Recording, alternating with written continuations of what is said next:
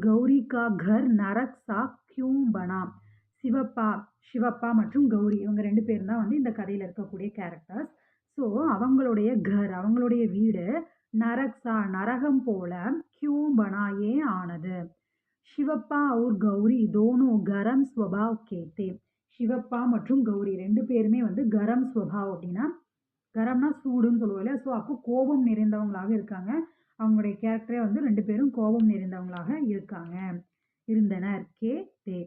தோனோ ஹமேஷா லடுத்தே தே 2 பேருமே வந்து ஹமேஷா எப்பொழுதுமே வந்து லடுத்தே தே சண்டை போட்டுட்டே இருந்தாங்க.